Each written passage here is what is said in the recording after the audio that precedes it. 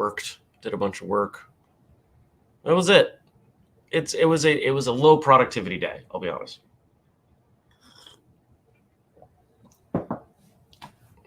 Dennis says, yep, 49 in rain and school canceled, but it's all quickly going to turn to snow and ice early this afternoon. Going to be ugly out there.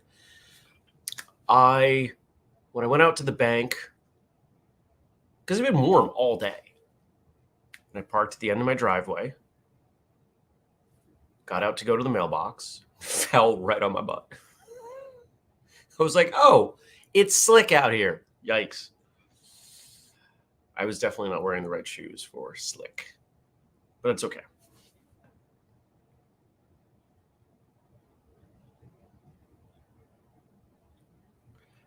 Dennis and Ray are discovering that they are twins, both married to a Sarah. Neither one drinks.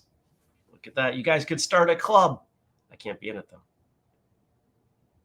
My first serious girlfriend was named Sarah and did spell it that way. Actually, she's the reason I moved to Vermont. She wanted to go to law school, so we moved here. Frank reminds us the Ip Man movies are free on YouTube right now. He's been enjoying those. Kelly says everything's closed there and continuing to snow all day. Jenny says, I could have just said I was practicing break falls. Yeah, I could have. Except what I did was I kicked a foot out, regained balance, and grabbed the car. So I guess I didn't really follow my butt, but I definitely would have. And then I was stuck there for a second, trying to contemplate how to best regain my balance, because it was a terrible, terrible position. So today, a couple client calls. No, one client call. Andrew and I have a call this afternoon talking about everything under the sun from the podcast to All In Weekend. You guys getting excited for All In Weekend? Holy cow, this thing's going to be nuts. We haven't sold any. There's still slots left. We haven't sold out. I think we're going to sell out, but we haven't. So if you're on the fence, you shouldn't wait. Looks like there is a little bit of time, but we're going to start planning. There is some pre-event stuff that we're going to send to people, things to think about, maybe things to bring, and we'll get rolling that way. I'm really excited for this. I'm excited to see what comes out of it. The combination of our visions into something that is going to be pretty powerful. And then people are going to say, whoa, I got to do that again. Yeah. Okay, now this is proof that the world is broken. Daniel says, I've got sunshine and blue sky. I don't like it. Unfair. Unfair, Daniel. Send that blue sky over here.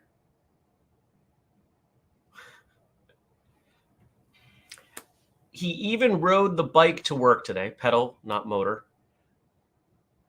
Pairs the commute with some cardio. Well, look at you. Nice job, man. How far is that commute?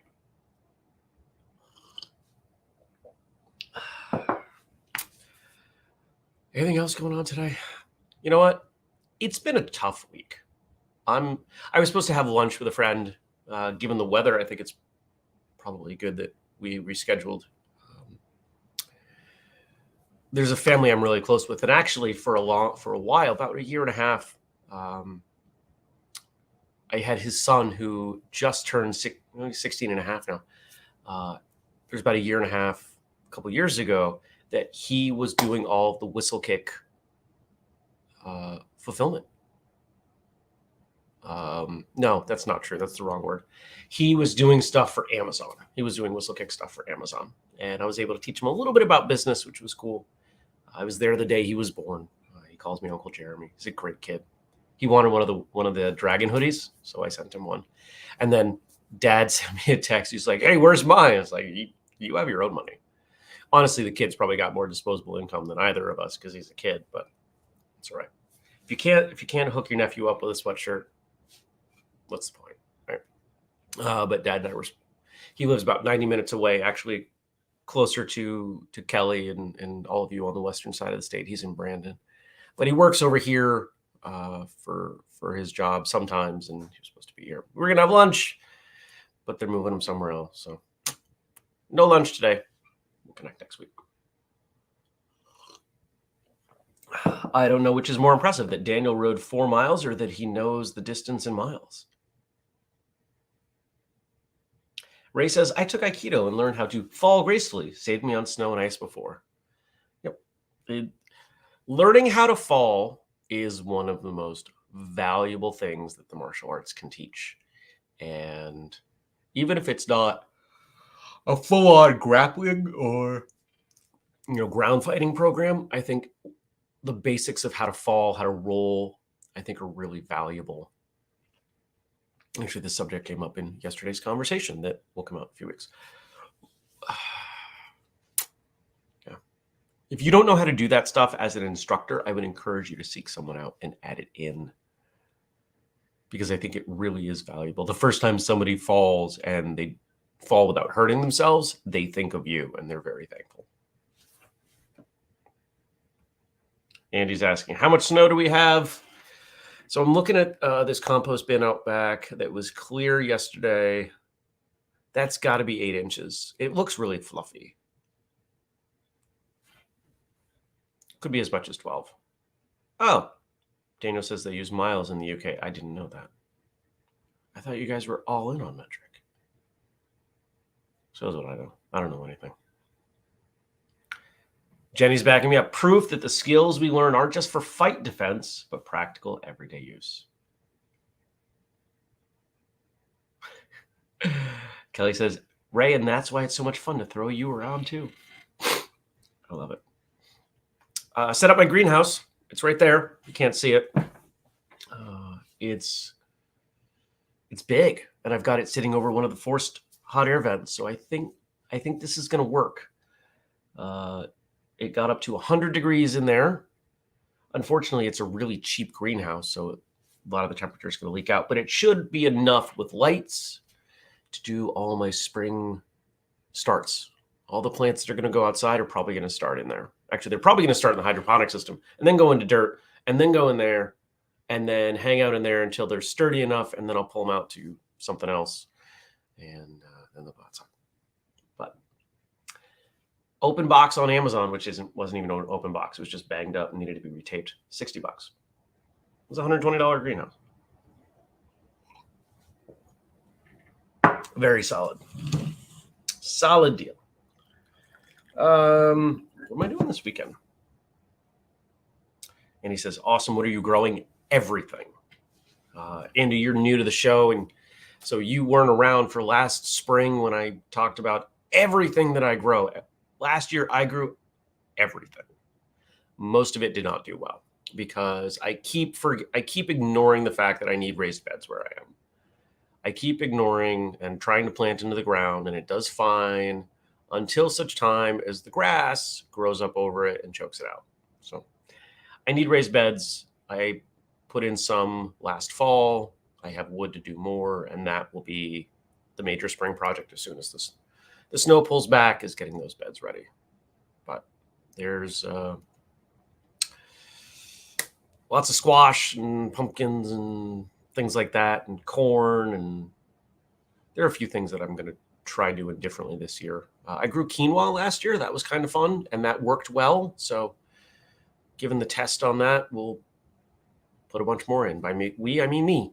I'm going to grow a bunch of quinoa because it's probably the healthiest grain we can grow in this area. Frank's asking, what audiobooks did I listen to on the Atlantic City trip? Atlantic City was a mix of that post-apocalyptic series, the Dan Millman memoir, Peaceful Heart, Warrior Spirit. I spent like 45 minutes listening to that yesterday. I got into a groove as I was putting the greenhouse together. It really is a good book. And I got to say, Dan Millman sees himself as a martial artist, probably first and foremost. There are times when he describes himself in the book, and I may be wrong, but I think I caught one yesterday where he referred to himself as a martial artist first and a gymnast second. I wish I had known that about him. earlier. Yeah. We've got it set tentatively that we're going to connect once I finish the book. Really looking forward to meeting him.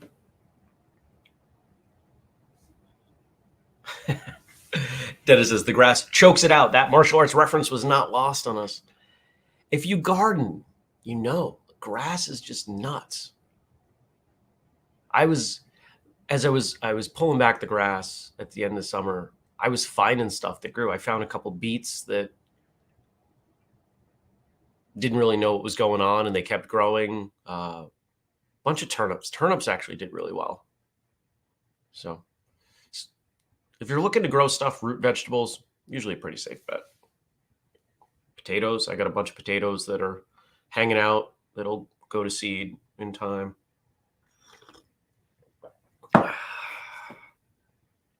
And Daniel responds to my surprise on using, maybe I shouldn't be, English units. Depends what we're measuring. Distance on the road is miles and miles per hour, but I'd go for a 5K run and measure a room or whatever in meters. Yeah, you guys are weird. Very weird. What do we measure in metric?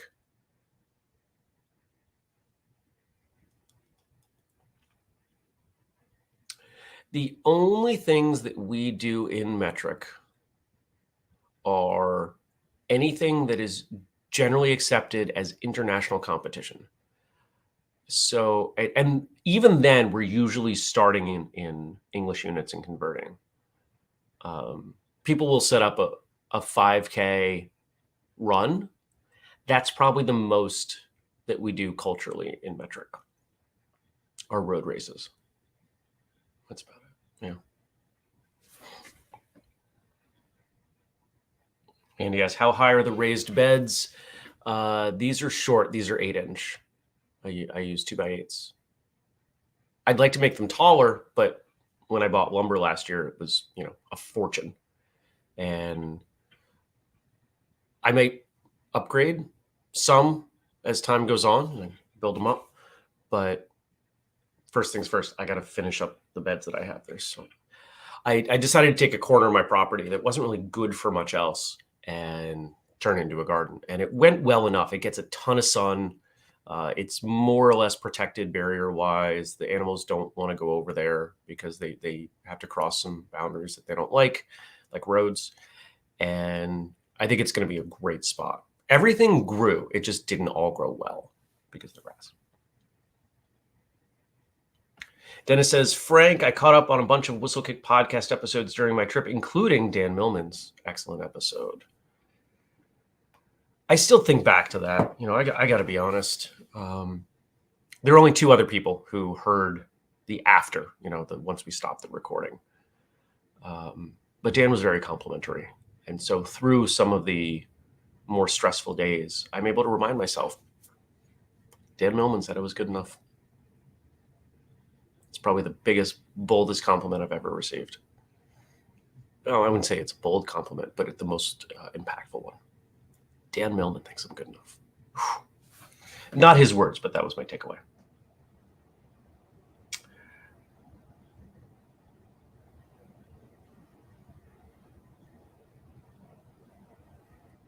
Daniel pulls the grass, clears the grass off the allotment area of garden.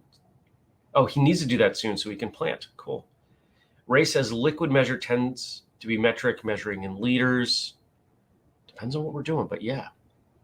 Yeah, some of the plant supplements I get are metric dilution. Daniel says, runs are weird. We run 5K, 10K, but then 10 mile, 13.1 and 26.2. So do we. Kelly says, most medicine dosage is in metric. That is very true. Yep. And Jetty's got my back. Jeremy's right. You guys are weird. Having an accurate dose kind of matters. It really does. All right. We've just been chatting, which is totally fine. But you guys gave me a ton of jokes and I want to get through them. And then Frank gave us some quotes. Today's going to run a little long, and that's totally cool with me. All right, where are we? Frank's jokes for Funday Friday. Today, is bubblegum day. Did you hear about the astronaut who stepped on chewing gum? He got stuck in orbit. What day should you chew gum? Tuesday. What did the chewing gum say to the shoe? I'm stuck on you. What do you call a train made of chewing gum? A choo-choo train. What flavor gum does a scientist prefer? Experiment. What type of gum does a Buddhist prefer? Enlightenment. Good stuff. And, all right. Dennis threw us some snow jokes. What is it called when a snowman has a temper tantrum? A meltdown. What do you call a snowman with a six-pack? An abdominal snowman. Grandma's been staring through the window ever since it started to snow. If it gets any worse, I'll have to let her in. You gotta try to remember that one. What do you call a penguin in the Sahara Desert? Lost. What do snowmen call their offspring? Children. If you live in an igloo, what's the worst thing about global warming? No privacy. What do you call a snowman in July? A puddle.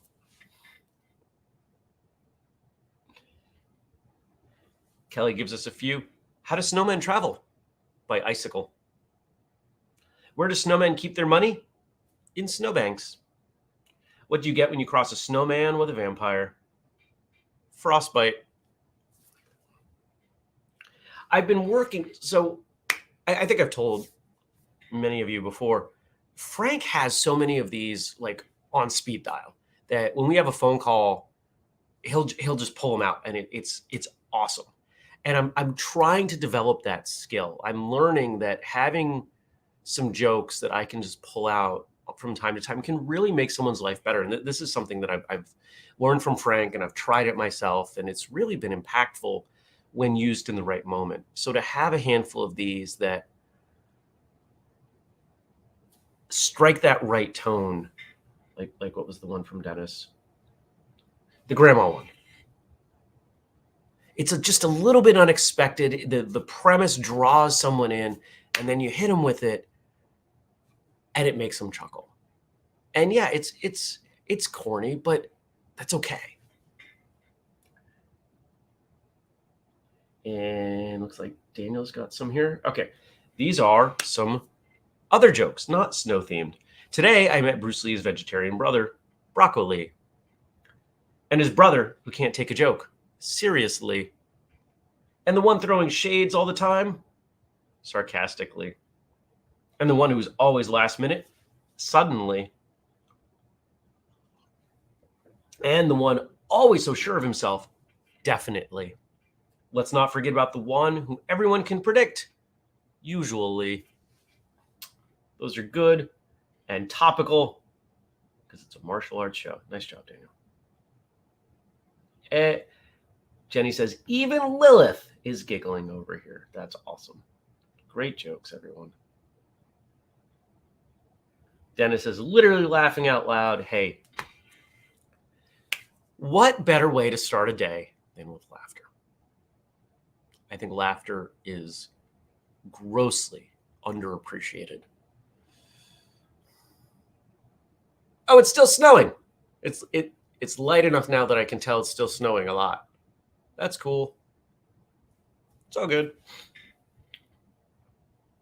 And then Frank gave me some quotes from Tony Jaa, because tomorrow Tony Jaa turns 46. That's amazing.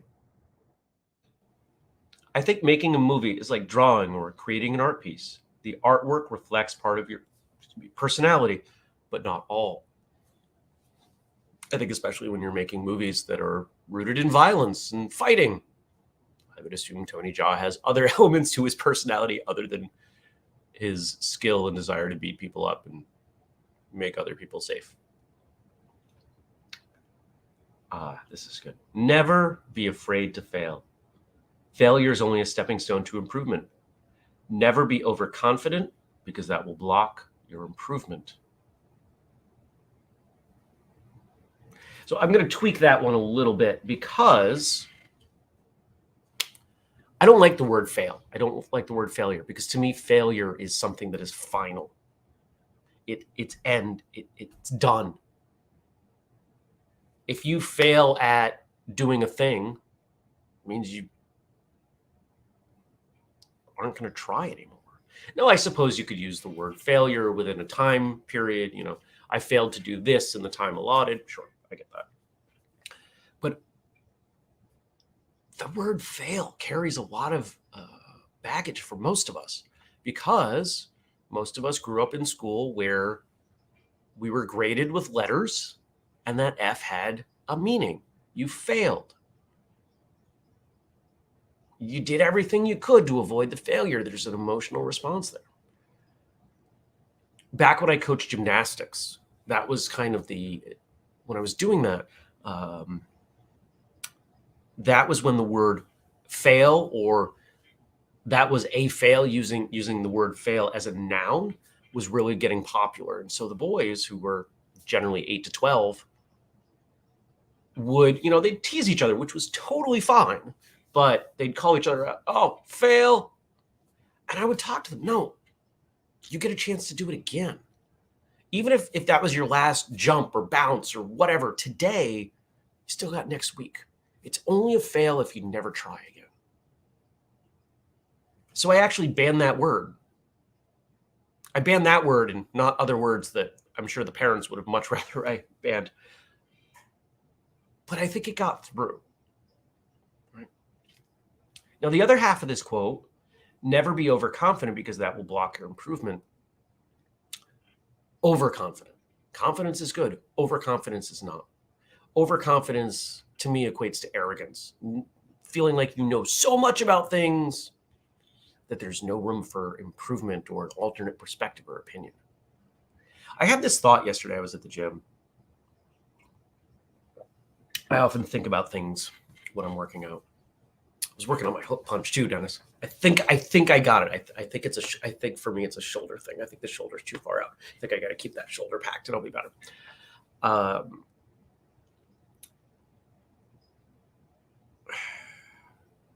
Lost my train of thought. Anyway, I'll just move on.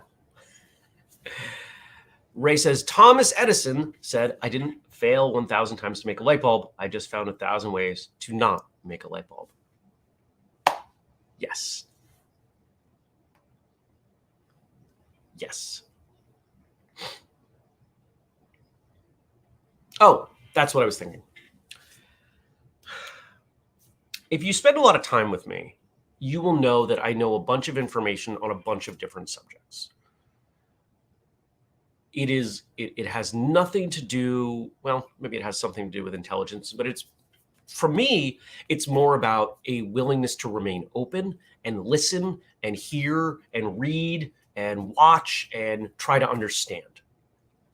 And over the years, I've had quite a few people say, Jeremy, how do you know about that? How do you know about this? How do you know so much about a bunch of different things? And yet there's another group of people, sometimes it overlaps, who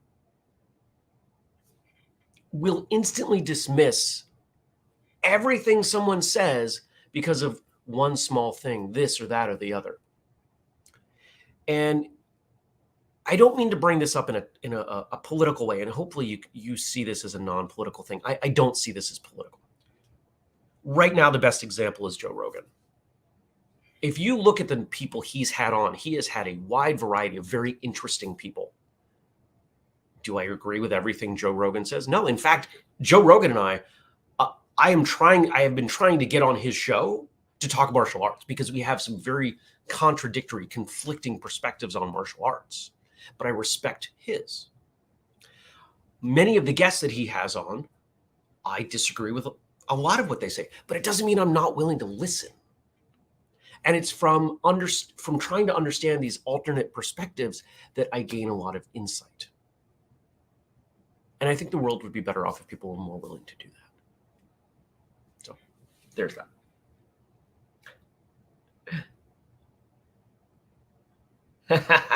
Daniel says, not the first time. A good left hook has made someone forget their train of thought. Here's the irony, though. So in Superfoot system, we stand sideways, which means you're using one side at a time, and ideally a single side, because that's what Bill does. On my left side, if I'm standing left, I've got a better side kick, better roundhouse kick, and cross with my right hand. Up until recently, my jab was better on my right side. I think it's probably even now because I've done so many more on my left. But my hook is better on my right side. And I think my hook kick and I think also my hook punch are better on my right side. But I do not like standing right foot forward. I can't do it. I mean, I can. It's just not where I want to be because of my side kick. 80% of what I throw is a side kick. Daniel says, if you agree with everything the people around you say, you probably need to widen your circle to make you think more. Yes. If you're the best person in the room, if you're the smartest person in the room, whatever, however you want to quantify that, you need a bigger room. I know a lot of people who take a lot of solace in being the best or smartest or highest ranked or whatever in a very small circle. And they are unwilling to branch out from that. And ultimately, there are people who have found my perspective on specifically martial arts to be threatening because I'm constantly downloading new information from other people. And that meant that they felt threatened. The first time this happened, it took me a while to understand this. My first job out of college, really my only job out of college that I didn't employ myself, I worked at a Staples. And I got trashed in reviews. I was the best salesperson in the store. And when I say best salesperson in the store, I mean in 6 months, I sold the same amount of extended warranties. This was a big thing back then. In 6 months, I sold the same amount of extended warranty dollars as the rest of the store combined for the year. I was good at what I did. And they did everything they could to try to force me out. And as I got older, I realized, because they knew I could have taken any one of their jobs in management. So they felt threatened. So instead of taking pride in what an employee could do, they did their best to run me out. Dennis says, there is no one on this planet we agree with 100%. I agree. If we think so, we're fooling ourselves. And it's 100% okay to respect each other's opposing viewpoints. It's sad many can't. Jenny says, I'm a very right-sided martial artist. I love how we're bouncing around here. My left side is my dumb side. It takes me longer to make the movements happen on that side. We've all got that. Jenny says, so you're a typical fighter. How about that? Kelly says, I would usually start right foot forward in a sparring stance only so that opponent thought I was a lefty. There you go. One more quote from Tony Jaa. We'll call it a day. I practice martial arts not to win over other people, but to win over my own heart.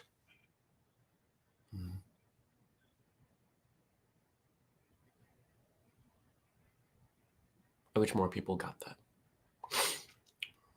It's really coming down. It's crazy. I hope you guys have a good day. I hope that you stay safe in the snow, in the snowmageddon, the snowpocalypse. Surprised we're not at a point of naming this storm too. Everybody needs to calm down about the storms. It's winter. It happens. We have very short memories, it seems, with weather. We're going to call this one Fred. Snowstorm Fred. I don't know. I'm in a silly mood. Have a good day. Have a great weekend. I don't know what I'm doing this weekend. There's nothing on the agenda, and I'm really excited for that. I might go hiking on Sunday. We'll see.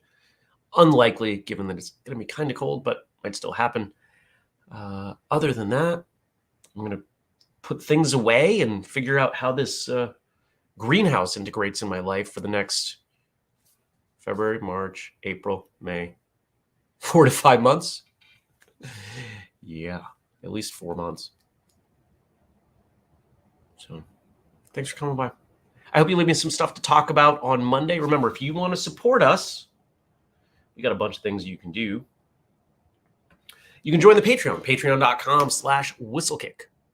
You can use a code FirstCup15 to buy something at whistlekick.com. Not this sweatshirt. This was a commemorative 2019 sweatshirt. Yes, there will be a commemorative 2022 graphic. I got a couple other things we got to get out the door, and then we will have that. Hey, I got all year, right? If you want the full list of all the things you can do, as well as get some behind-the-scenes, fun, rotating content, it's all for free. Whistlekick.com/family. You got to go direct. I did put a thing at the top that tells you last time it was updated to make it easier on you.